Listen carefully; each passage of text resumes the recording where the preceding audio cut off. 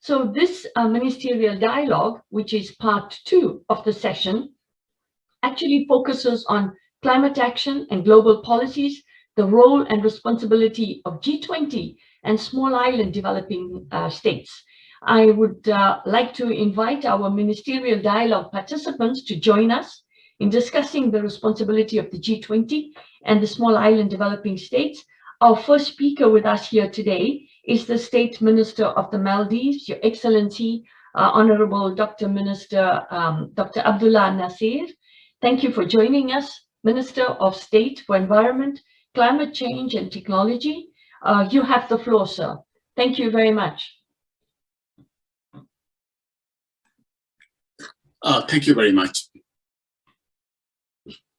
I hope you can hear me well.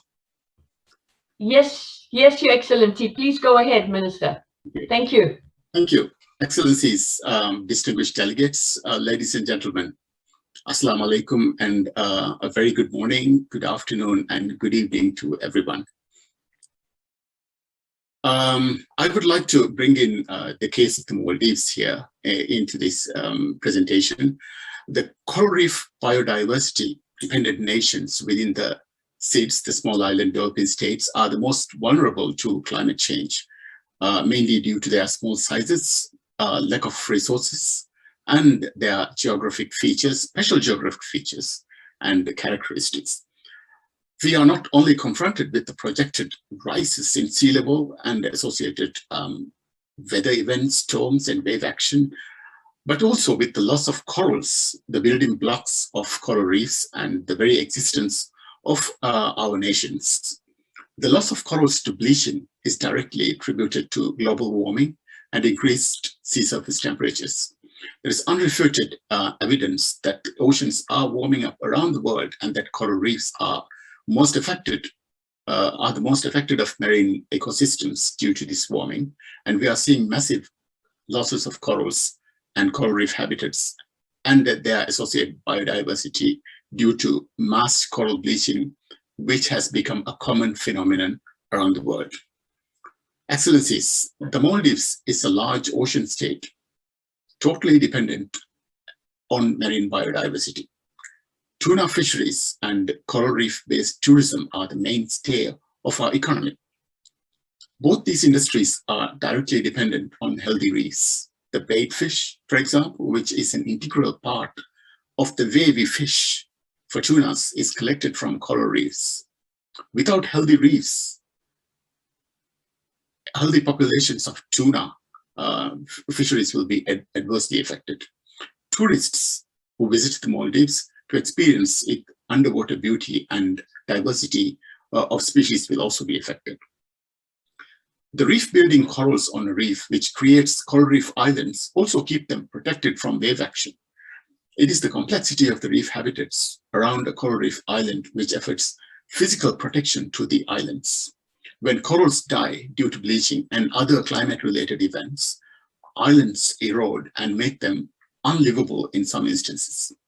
Communities living on these reef islands have to face enormous hardships, and governments are constantly struggling to find solutions to climate-related impacts.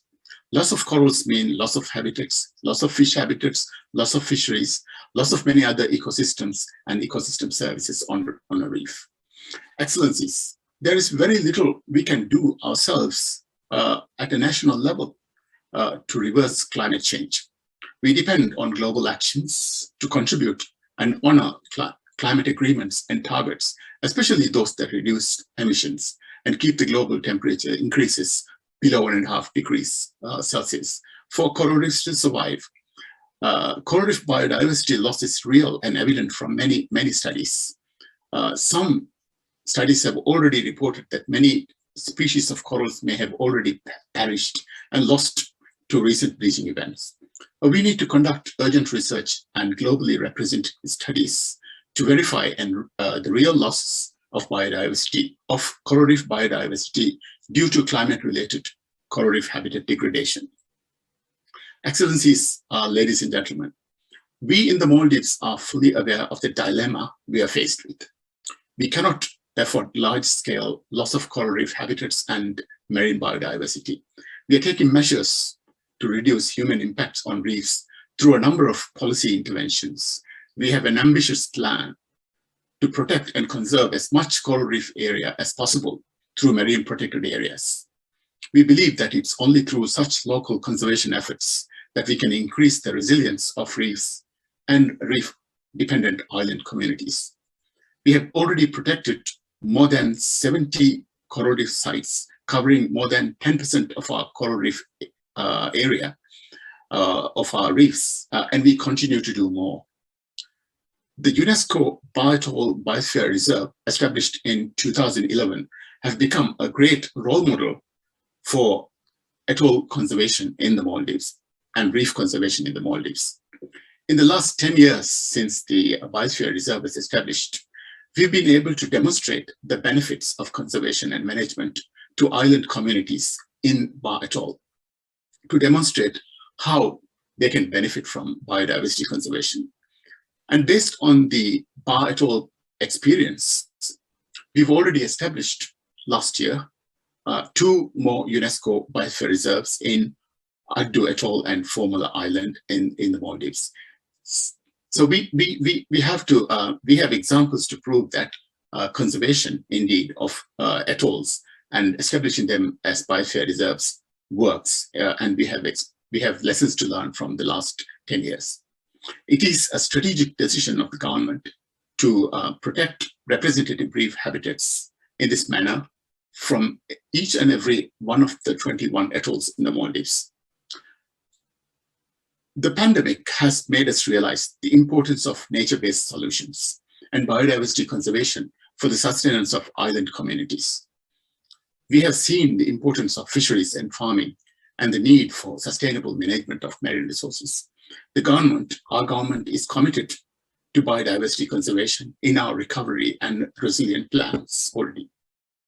Excellencies, marine plastic pollution needs to be addressed globally to make our natural systems more resilient.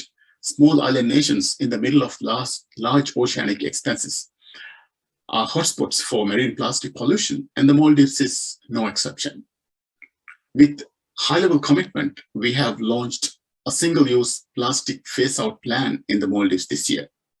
Our plan is to phase out much of single-use plastics by 2023, contributing to and reversing the trends in marine plastic pollution, thereby reversing biodiversity losses from anthropogenic sources.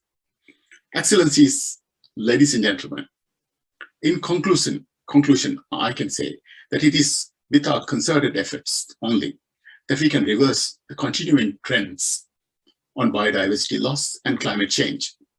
We strongly believe that with high-level political commitment globally, we can consolidate individual national plans into actions to make our world a better place for the current and future generations.